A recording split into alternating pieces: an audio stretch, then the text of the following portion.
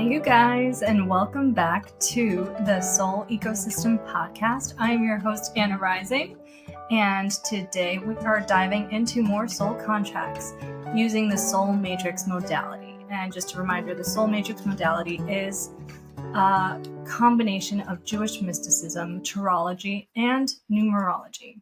So last episode, we dove into some pretty heavy pretty karmic charts. We looked at soul contracts of people that have committed murder, and some of those soul contracts were that of serial killers. So we were looking at some pretty heavy stuff. And I know I said I wanted to dive into narcissistic people and people that have narcissistic programs, but I'm going to put that off for an episode or two because I kind of want to go the polar opposite with where we went last time. First of all, it's Thanksgiving weekend.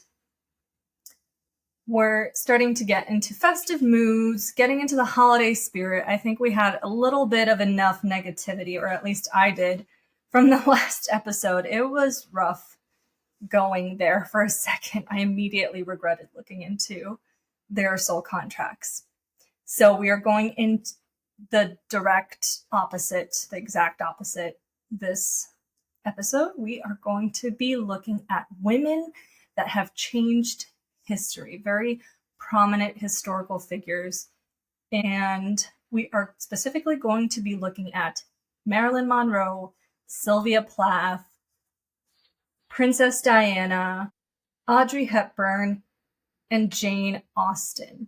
I feel like that's a good start. That's a good, solid list we have going.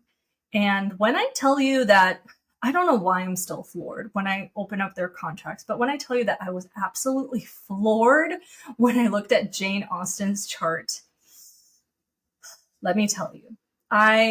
So Jane Austen was born in 1775. And for a second, I'm like, I don't even know if the soul contract is going to work for her because she was born so long ago. Like, what if that doesn't apply? So I looked up her soul contract, and sure enough, she had the Fairy World Director Writer Program.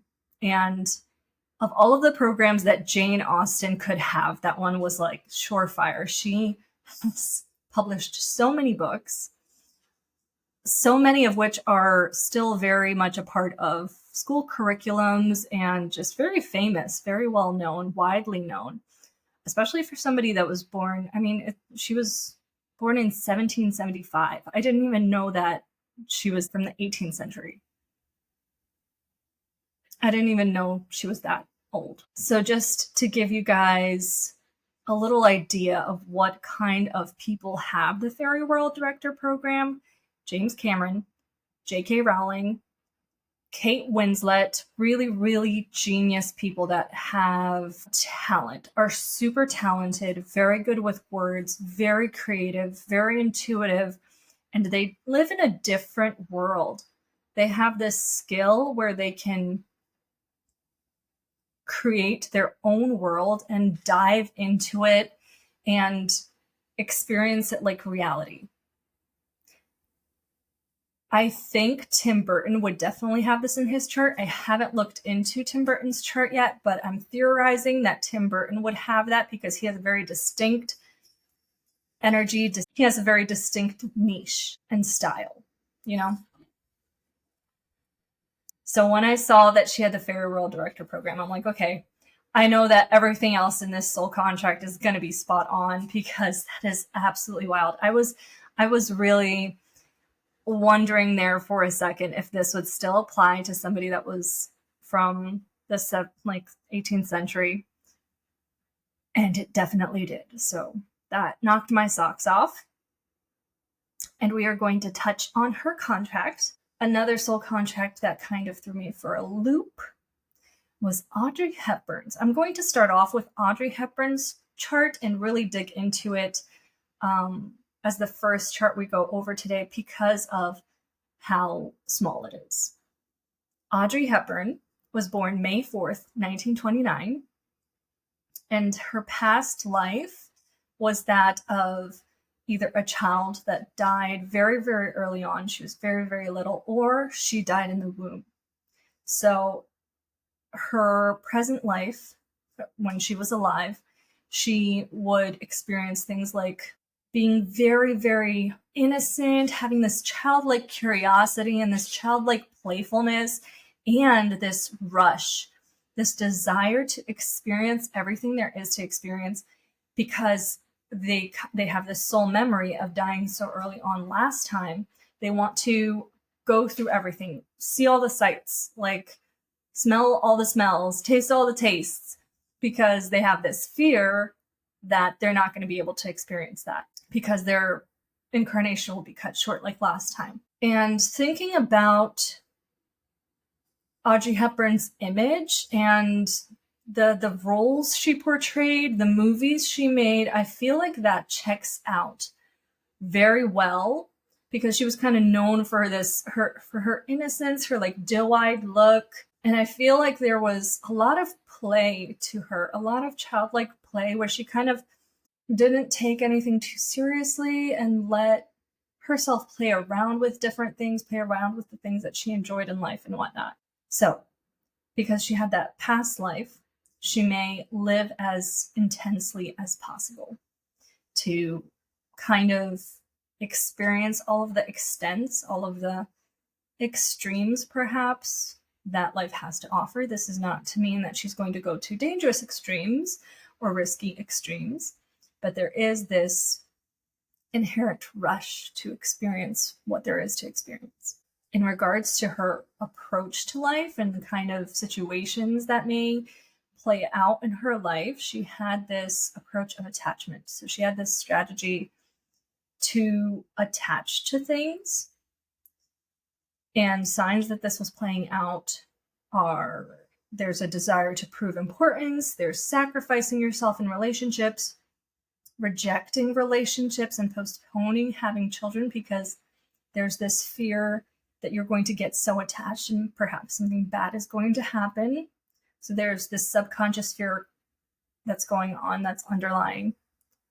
And she's postponing things, postponing relationships, postponing having children because of this fear. She's afraid that she would never be able to recover from that kind of loss, from the loss of a partner, from the loss of a child. This also manifests as being extremely career-oriented, having excessive attachments to the loved ones she has. So she probably is already feeling very attached to her loved ones and close relatives. And she's like, if I had a child, if I had like something that was in my body and now it's walking outside of my body, like it feels like my heart is walking outside of my body. If anything ever happened to that person, I would never be able to recover. As far as her programs go, this is why I wanted to start with Audrey Hepburn, because she only has 2 programs. I have never come across that. I have seen people with maybe 5 programs minimum, but this is 2 programs, and it's absolutely wild.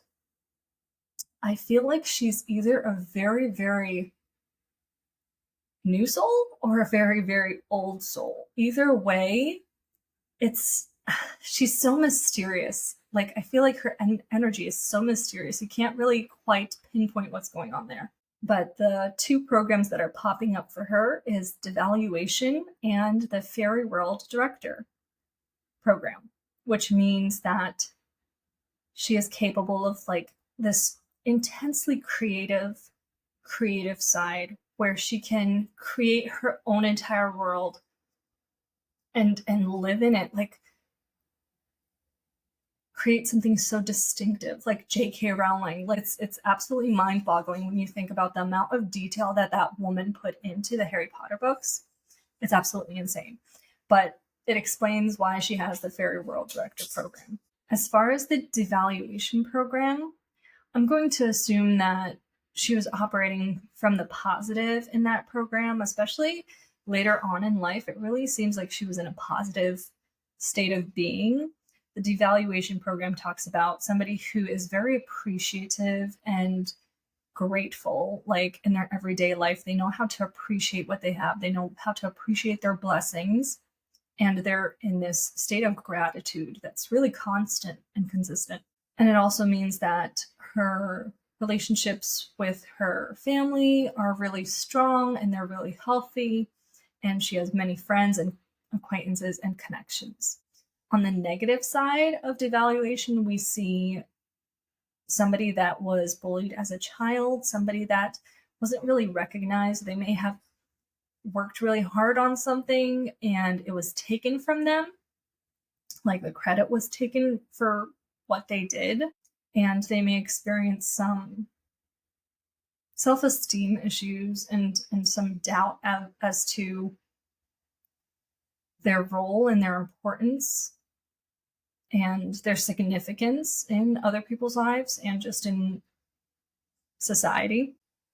They may also cut off ties with family in the negative state, not appreciate money, mouth empty words, make empty promises, not spend a lot of time with their children, and have self-esteem issues.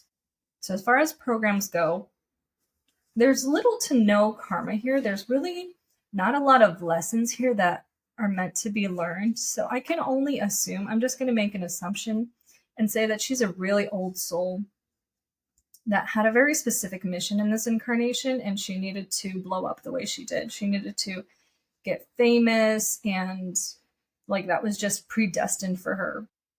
So the Fairy World Director Writer Program, the negatives that pop up for that program is only when the creative side of that person isn't realized, when they don't have an opportunity to let all of that creative energy out, creative juices, utilize it in some shape or form.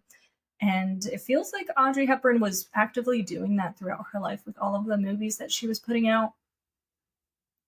She seems like she was very in touch with her creative side and didn't really stuff that deep inside. But for people that have that program, it's very common that they were pressured as a child to pursue careers that weren't in the creative field. Like they were very discouraged from pursuing something that's artistic, something that's intuitive, rather, and they were encouraged more to pursue work that was more tangible, that you could see the tangible results of it. So there's this inherent like belief that they have to overcome throughout their young adulthood in regards to artists and how they can make money, and be like, oh, I can make money this way, pursuing my passions, pursuing what it is that I have an interest in. And when they do that, they flourish, they thrive. And when that is harbored, when they are forced to stuff it deep down inside of them and aren't able to express themselves, it leads to depression. It leads to really bad mental health. And that's basically it. That's basically all of Audrey Hepburn's chart. Very short, very sweet, very to the point. I feel like Audrey Hepburn was just not of this world because she just has a different energy to her, a different air to her. And it's visible in her chart. She was just on a whole other level. I think it's very interesting that there is a lot of childlike play, a lot of childishness in her. I think one of the other celebrities that I've seen with this chart, with this past life specifically, was Matt LeBlanc. And usually this past life comes with a mother wound, and she didn't have the mother wound program. She just has the devaluation and the Fairy World Director Writer program. And that's all of Audrey Hepburn. That's basically all there is to her chart. It's incredibly interesting. Now, next is going to be Jane Austen, because I find her chart as interesting. I absolutely love that she has the Fairy World Director Writer program. I'm obsessed that her chart is so on point because she is one of the biggest writers of all time, right? So we're going to go into her chart now. Jane Austen was born December 16th, 1775. In her past life, her previous life was that of someone that was very sickly, very limited. Perhaps she was disabled and had limited mobility in some shape or form. And she felt very, very burdened by this. She felt like she was being punished by fate, and she just didn't want to accept that this was the state of her life. So she felt a lot of resentment towards it, a lot of resentment towards her sickness, towards what happened to her. She could have gotten injured in some kind of accident that caused her some kind of limitation. So in her lifetime, so in that incarnation, in Jane Austen's incarnation, she likely was very, very cautious, a very cautious person, didn't want to do anything risky, didn't want to do anything that could be harmful, that could lead to an accident. She was very wary of that because of the soul's remembrance of the last lifetime. And her approach to life was that of suffering. She had a lot of victim mentality, and there was a tendency to be willing to help others in the absence of resource. So she could give you the shirt off her back, but she doesn't really have the resource of another shirt, so she'll like give you her last dime even though like she'd go without. She was very sacrificial in that way. Now, piggybacking off of her past life, she was not at all patient with people that had some sort of illness or were going through something. She had no patience for that because of the constant victim mentality, right? She's like, well, I'm going through so much and I'm feeling like this and I'm feeling like that. She didn't have the forethought or like wherewithal to be able to put herself in their shoes and empathize with them. And it was very likely that she was constantly feeling sick, like she was falling sick or like she was actually sick. She was very acutely aware of how she was feeling. She's one of those type of people that's like, oh my God, I'm coming down with a cold. I can feel it. And then she'll like be totally fine. This approach of suffering also manifests relationships where she has to tolerate her significant other or somehow save them. And she has a propensity to seek compassion from others. Now, for Jane Austen's programs, I've mentioned she has the Fairy World Director Writer program, and I kind of touched on the meaning of that in Audrey Hepburn's chart. She also has the In Someone Else's Place program, the Break, Recreate, Faith program, the Fear of Disappointment / Repetition of Deception program. In total, she has 6 programs in her soul contract, which is definitely not hefty at all. As far as soul contracts go and programs go, what really needs to be noted is the kind of programs that she has, because she literally has a program that says she has the potential of becoming an author that other people copycat, that other people copy off of, because she's seen as the epitome of this genre of books that she writes, which is absolutely mind-blowing. I was like, oh my God, how is it able to predict that? I feel like this is just a testament to the level of accuracy that is in the soul contract chart. I think it's worth using Jane Austen as an example to be able to see how accurate these soul contracts can get, because you really need to read your soul contract word for word, I feel like, in order to see the potential of your soul. And Jane Austen reached that potential a couple of times over, I think. Jane Austen has some interesting programs, one of which I don't see often. It's a very interesting program, to say the least. It's kind of like the good girl, good boy program. These are people that are usually observers. So I wouldn't consider Jane Austen to be an observer, or to be a wallflower at all, but this program kind of gives you an idea of perhaps who she was before she decided to do something as daring as become a female author. So this program in particular, the Good Girl, Good Boy program, these people don't like to step out of line. They don't like to do things that are against the norm, against societal norms, against expectations. And they miss out on a lot of opportunities because they don't want to step on any toes, because they're like the overly polite, overly well-behaved people that are like, oh, we can't do that. Like, mom and dad aren't here. Like, they're going to be upset with us, blah, blah, blah. And the mission of this program is for the person to understand that they need to assert themselves. They need to feel free to take up space, feel free to voice their opinion, feel free to be an individual and have their own thoughts in order to become a functioning member of society, in order to actualize themselves.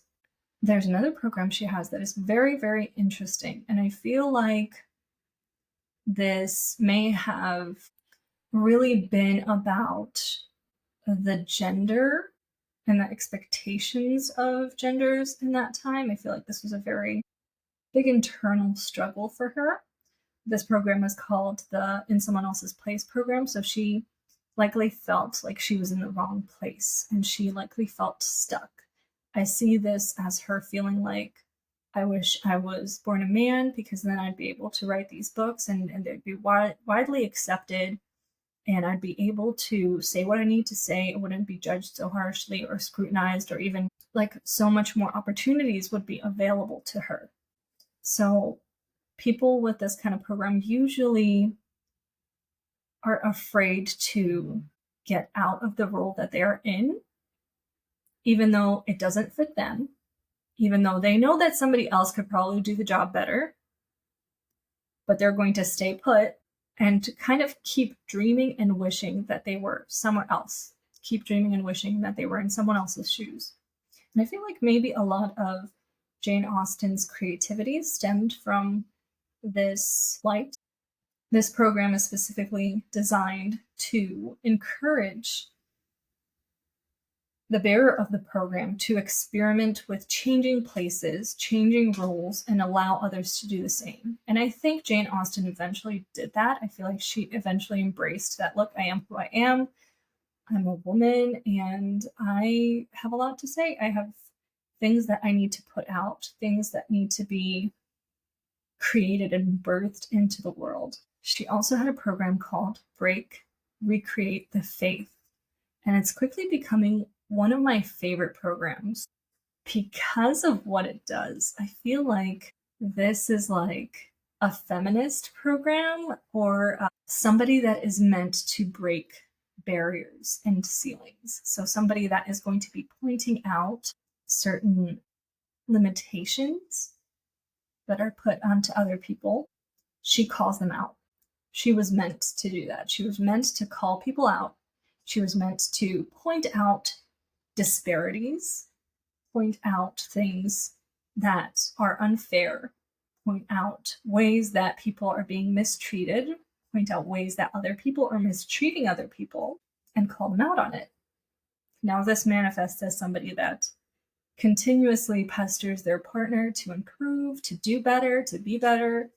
It's a very high vibrational program, I feel like, because it forces people to own their stuff. It forces people to take a look at what they're doing. She's very much not a person that stays silent and kind of like, I see something is happening here. I see that this is unjust, and I'm just going to keep my mouth shut and hope that the next person that comes along is going to fix it. This is the opposite of that. And I absolutely love it. And this is exactly what the world needs more of. The world needs more of people that unite others towards a common goal, not like in a witch hunt, but unite others and make them feel like part of the collective, make make them feel like they aren't as different as everybody would like them to seem. And we need people that call out other people more and make people take responsibility, have people be held accountable for the things that they do. And that's my little spiel for today. Oh, she also has the high spiritual unification mission. So that is a very high vibrational mission, I feel like. She was always meant to unite people in some shape or form. And I think she did that through her storytelling, through books. She was meant to bring people closer together. And I think the storytelling she did and the ideas that she had about love, I think it united a lot of people. Through the centuries, Jesus, it's been what, 300 years? It's an incredibly beautiful program to have, the High Spiritual Unification Mission. And this Break, Recreate the Faith program is a close second, I feel like. And she had both of those hand in hand. So I feel like this woman was a force to be reckoned with. I think she outgrew the just be silent and sit there and just put up with it type, and really started using her voice in whatever way she could at the time. I don't know much about her story, to be honest, but that is the vibe that is coming off this soul contract, and I am absolutely loving it. Now, somebody else that I looked into because I felt that she was a prominent historical figure. I learned about her in school. Her name was familiar. I'm not familiar with her story. I definitely didn't know how she passed. So when I was looking her up, that was a little interesting. But looking at her soul contract, she has a lot of programs. This was a very, very heavy chart. And I looked up her chart first, and then I looked up her biography, and it made sense why her chart looked the way that it did. So Sylvia Plath was a well-known poet and author that was born October 27th, 1932. I knew that she was a poet. I didn't know that she also published books, but the programs that she has in her chart are pretty concerning. And if you guys don't know, Sylvia Plath died of suicide. She had a lot of mental health issues, and I'm pretty sure that she was in a pretty abusive relationship. Sorry, that's my cats. Relationship with her ex-husband, I believe. She died at the age of 30.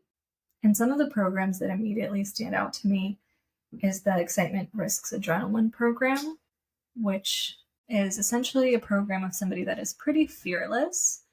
They kind of don't have a fear factor, and they could take some pretty wild risks in their life in order to get that adrenaline, in order to get some excitement out of it. However, the downside of that is that they don't always evaluate whether that risk is worth the adrenaline, whether that risk is worth the reward, the perceivable reward that they think they might get out of it.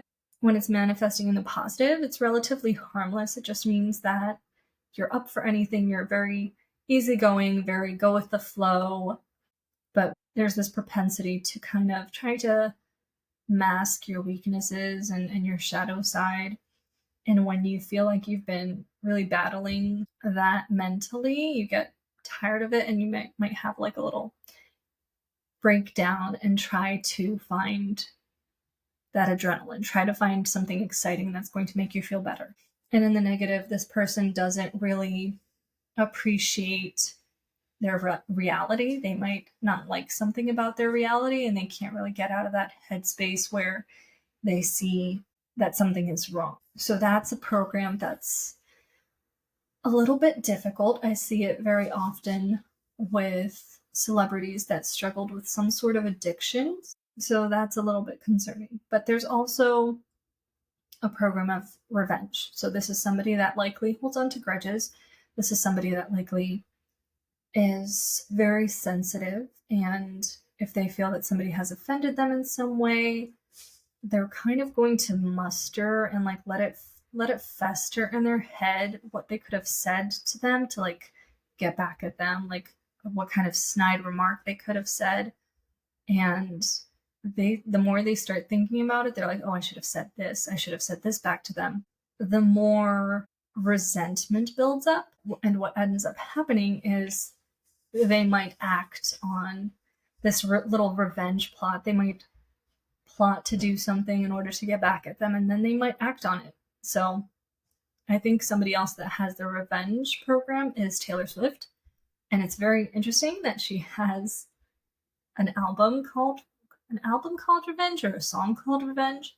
I can definitely see her getting into that kind of headspace where she's festering about something that was done to her, something that was said to her, and she's like, how could I have reacted differently? And then start plotting a way to get back at them. I can definitely see that. Now, Sylvia Plath has a few good programs, but I think ultimately there was a mixture of a lot of things happening for her mentally that kind of caused her to do what she did. She has the High Spiritual Unification Mission. So one of the ways that the High Spiritual Unification Mission manifests is in uniting people. And it's through the literary work or through the creative work of individuals that have this program. And Sylvia Plath specifically had different books, different poetry that may have done that. She also has the beauty program. And the beauty program doesn't necessarily mean that the person is physically beautiful. It could be either physical beauty or spiritual beauty.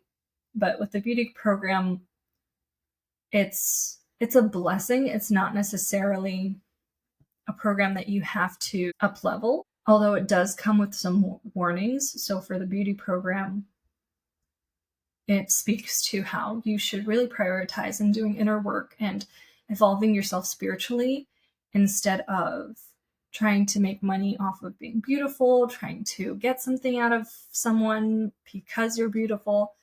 They want the focus to be on spirituality and doing the internal work instead of the external. And the beauty program also warns about messing with your beauty. That means like plastic surgery, trying to alter your beauty in some way, because it's tempting fate, because the universe already feels like they've given you this tremendous gift. Whenever I see people with the beauty program in their chart, I'm like, you should likely steer clear of plastic surgeries because you have a higher chance of them going wrong for you. Sylvia Plath also has the Public Disgrace program.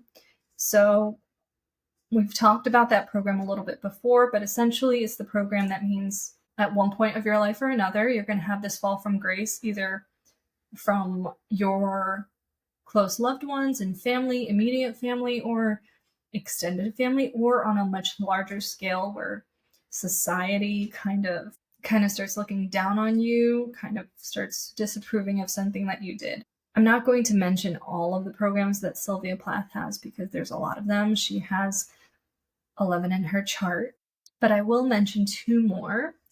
One specifically being the bragging program. The bragging program is a program about a person that really knows how to sell themselves. They really know how to tell a beautiful story and keep up appearances. But there's this propensity of being too focused on appearances, being really hyper-focused on how they appear to others, to a point where they may spend money that they don't have in order to appear better off, appear like they're more well off than they are. And that's a little bit dangerous. So this is somebody that likes to showboat. This is somebody that likes to make sure that on the outside, everything looks picture perfect. And as long as it looks picture perfect, it doesn't matter that everything on the inside is just crumbling and on its way out the door. So it's very, very interesting to see those programs in Sylvia Plath's chart, because she had made claims that her ex-husband was abusive, and I think that's where the Public Disgrace program comes in, because people started talking about it and saying that she was making it up, that she couldn't be trusted, that she was just trying to get back at her husband because he left or something like that. So it's a bit of a tragic story. And I feel like she had a lot going on because she had so many programs. This is not to say that people that have a lot of programs are going to be mentally unwell. I feel like she had a lot of things to overcome, and maybe she didn't have the support system she needed in order to overcome them. So, next on our list is Marilyn Monroe. I really wanted to look into her chart because I felt like, oh my gosh, she's going to have the beauty program. She's going to have some kind of traits in there that are just really powerful, and magnetizing, that made her the icon that she is. And I didn't find the beauty program, but I found a bunch of other programs that are very interesting. One of which I think touches on her magnetism. So let's dive into that. Marilyn Monroe was born June 1st, 1926. And her approach to life is one of fighting. So this is a person that when they are faced with some kind of issue that they're uncomfortable with, they don't go into flight mode, they go into fight mode. And signs this plays out are employing any means necessary to achieve their desired goals, to achieve her desired goals, anxiety over appearing vulnerable or defenseless, having a combative or authoritarian demeanor, self-deprecation, reluctance to embrace new and unconventional ideas, dividing people into outsiders versus insiders, desire to compete, desire to win at any cost, emotional eating, unrestrained emotions, and lacking clear objectives. So I feel like right off the bat, we're getting a sense of Marilyn that I don't want to say unhinged, because I don't feel like it was that extreme, but there was definitely some shadow side there. Marilyn has 10 programs in her soul contract in total, and one of them being the high spiritual unification mission. So she also was meant to unite people together in some way. Then she has the self-destruction program, the violence program, academic knowledge, magical knowledge, fear of career realization, fear of disappointment, public disgrace, joke/seriousness program, and then parallel love program. So let's look at the self-destruction program. When operating from the positive, people that have the self-destruction program in their charts can easily be decisive, independent. They make their own choices. They don't really need somebody else's input, somebody else's permission in their life to do what they need to do or want to do. And they generally lead a happy life. And they're ready for any profound changes. They're not somebody that's rigid and unyielding to changes that happen in their life. They have this kind of trait, the power of the phoenix, where they can recreate themselves. They can rebirth themselves at any point in their life. If they lost everything tomorrow, they could easily start over from scratch and recreate the life that they had before. This is the program of someone that has a powerful life energy. Now, on the negative side, the self-destruction program manifests in the following way. Whenever there is satisfaction with a prosperous flow of life, whenever things go smoothly, there's nothing to overcome, it gets a little stagnant, a little slow, a little boring, the person that has the self-destruction program starts to tempt fate. They start to experiment maybe with vices. They may have a tendency to lean towards one vice specifically, and they could develop an addiction. This could also manifest as somebody refusing jobs, refusing relationships, refusing family, and they may start to do really risky things. I feel like this also goes hand in hand with the excitement adrenaline program. They might start to take needless risks just to get that adrenaline, get that excitement going because of the self-destructive tendencies. Now, the violence program is a little misleading because it doesn't mention anything about physical violence, but I do believe there's this toxicity to it. where it can lead to violence, either by the bearer of the program or through somebody else in the bearer's life. So, from the positive, the violence program manifests as someone who's very loyal, always sees the best in others, not afraid to discover new things, try new dishes, try new countries, new anything. They're up for expanding their palette and expanding their horizons. The negative, the negatives that are listed in this program are far longer. There's a longer list of negatives than positives, which isn't surprising given the name of the program. But the negatives of the program lead me to believe that this is distinctly talking about her relationship with JFK, specifically because it mentions that in the negative, when the violence program is operating from the negative, relationships start to deteriorate and close people become cruel and cold-hearted. And then the bearer of the program starts being all confused. They don't understand what happened. They don't understand what changed because nothing changed. And all of a sudden, this person is acting very distant, very cold, and almost cruel to them. So I dug a little into that because I wanted to know if Marilyn was actually like physically abused. And what I found was that there was a lot of gossip surrounding Marilyn Monroe's death.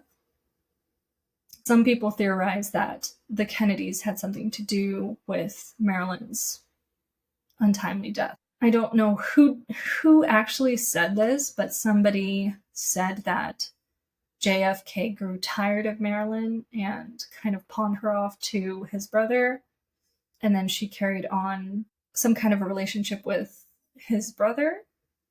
Not sure how true that is.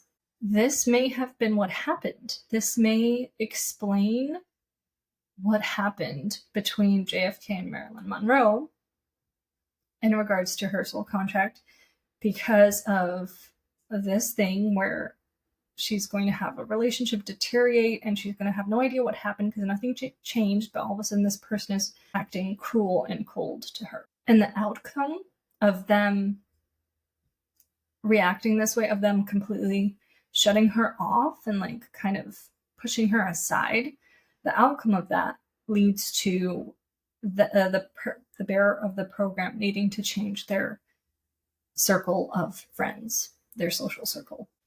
And that kind of made sense because JFK and Marilyn were from such different worlds that once the connection, JFK was the connection to kind of the political world. Once that was cut off, obviously Marilyn's not going to be running in that same circle anymore.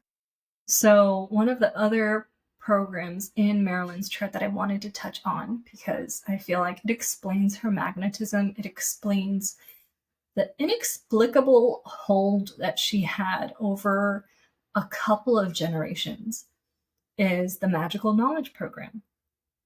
I have read that people, when they talked about Marilyn, they said that she had this way of turning on her charm, turning on this magnetism to make everybody look at her. She had this ability to kind of harness her energy. And when she doesn't want to share it with people, like turn it off and kind of blend into the crowd. But when she does want to be seen, when she does want to be noticed, she can flip the switch and just be noticed by everyone. I think this is where this program is coming from. So magical knowledge, I don't come across it often, but the magical knowledge program is the program of strong magic that has been inherited through the lineage. So this is not something that's exactly taught to you. I feel like she mastered it somehow, like this irresistible charm. She mastered it all on her own because she's probably very highly intuitive. If she managed to channel that energy and use her energy in that way, I feel like she must be highly intuitive.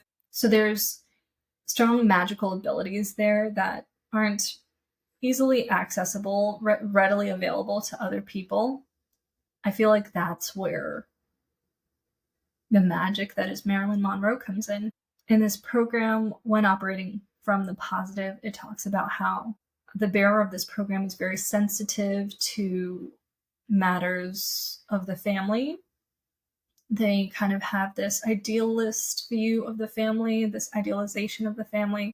And it's that idealization of the family that leads to a lack of one, or a putting off of one, a putting off of making your own family because you idealize it so much.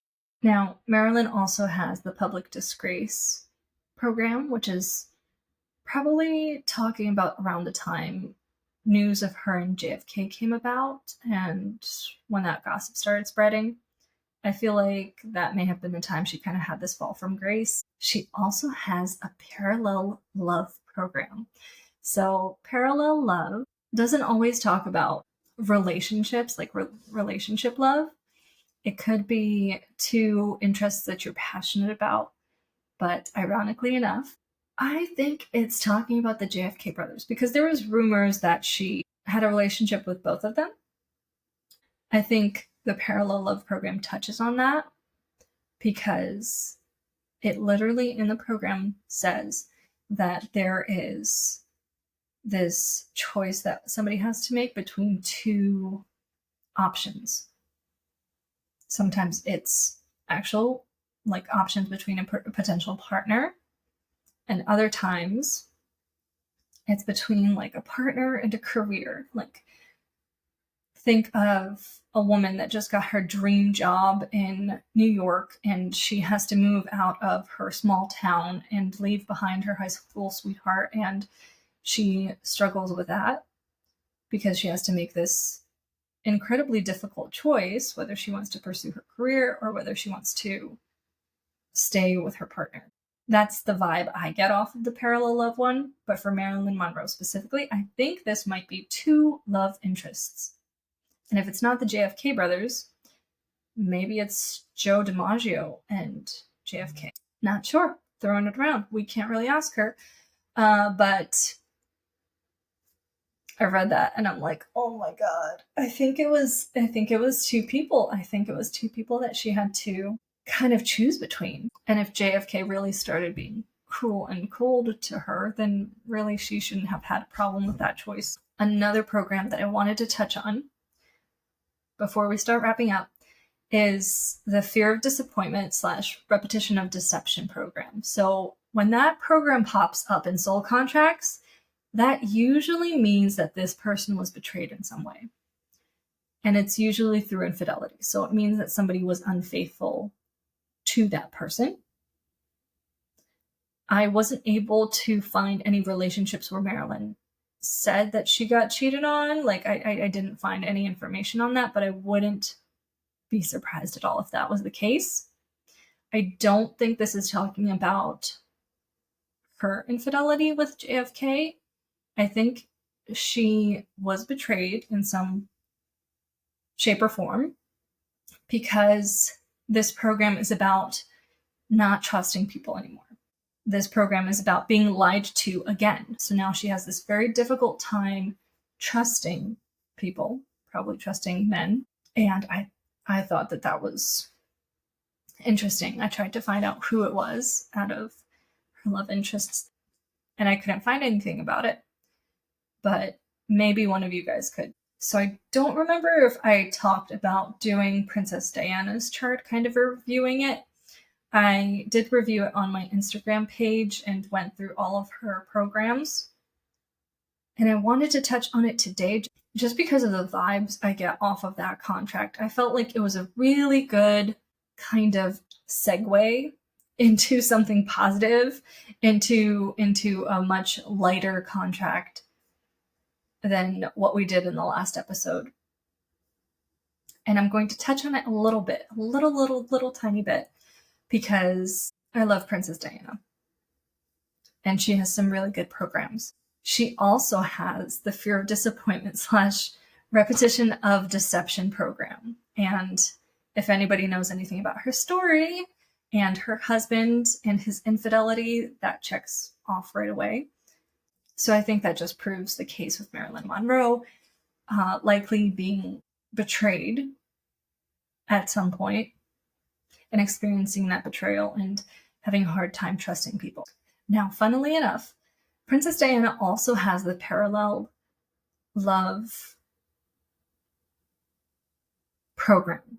And I wonder if for her it was more of an idea that she had to choose between, like she had to choose between two lives, whether she was going to continue being a royal and living the life of a royal, or whether it was a relationship that she was choosing between. I'm not sure. Maybe you guys would have more information on that and kind of fill in the gaps for the rest of us.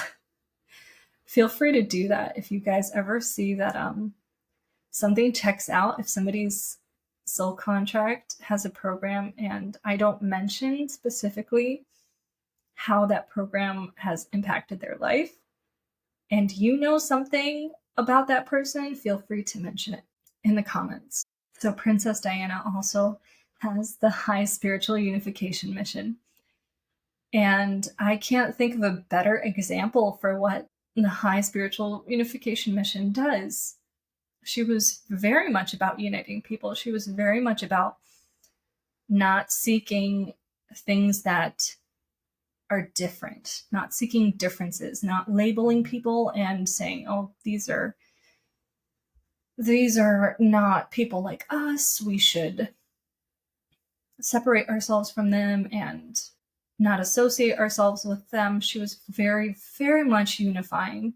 I keep thinking of the photo that she had taken, like she was shaking somebody's hand, someone who had AIDS. And in that time, they didn't know how AIDS was spread. They didn't know if it could be spread through physical touch or if it was an airborne thing. They didn't know much about AIDS at that time. And I think it's so incredibly telling that Princess Diana was the type of person that wasn't going to dehumanize somebody just because they had some sort of illness or disease. Anyway, she had an incredibly big heart. She was just not of this world, I think. She also had a program that I really, really like. It's called Protection of Interests. This program speaks about someone who has a lot of intuitive abilities. They're very in tune with the desires of their heart. They bring harmony to relationships. They're very emotionally mature, very intelligent. But when they're operating from their negative, they typically sacrifice their wants and their needs for others, for their family, for their significant others. They often have limiting beliefs. They often kind of piggyback off of other people's opinions and beliefs, and they don't really formulate their own. They're like, oh, I'll just believe what you believe. And there's kind of this loss of individuality that happens. And another sign of this being in the negative is putting off health concerns, like addressing health concerns until it's gotten so bad that there's not a lot you can do about it. So when it's in the positive, it's a really good program to have. It's somebody that's very emotionally mature, very much knows what they want out of life and what their heart wants, and knows themselves on a deeper level. And I think Princess Diana was channeling that in the later parts of her life when she left the royal family, when she kind of had that awakening and started listening to her heart and not acting out of the best interest of the royal family. So I know that's not even putting a dent into women that have changed the course of history or had a great deal of influence on history. But those are the names that popped up for me today, and those are the people that I wanted to touch on. I'm probably going to do another episode on this, I'm sure, because there are so many women that I personally want to look into and see what's going on in their charts, see what made them have that moment where they decided not to be a wallflower, where they decided that they were going to start speaking out and not just sit still and be pretty, like Jane Austen. I think that there are plenty of charts like that, and I cannot wait to dig into them. So thank you guys so much for joining the Soul Ecosystem Podcast. I hope you enjoyed today's episode. If you guys wanted to get your very own soul contract, you can do so by going to annarising.org. or you could follow me on Instagram at AnnaRisingOfficial and follow the podcast at The Soul Ecosystem. If you wanted a just the highlights of your soul contract, where I just put in the most important things that stand out of your soul contract, it is a new service that I'm doing and trying out. You could do so on my website as well. Again, that's annarising.org. If you want to leave me a review or a rating, it would be greatly appreciated. Thank you guys so much. Enjoy your Thanksgiving weekend and happy holidays.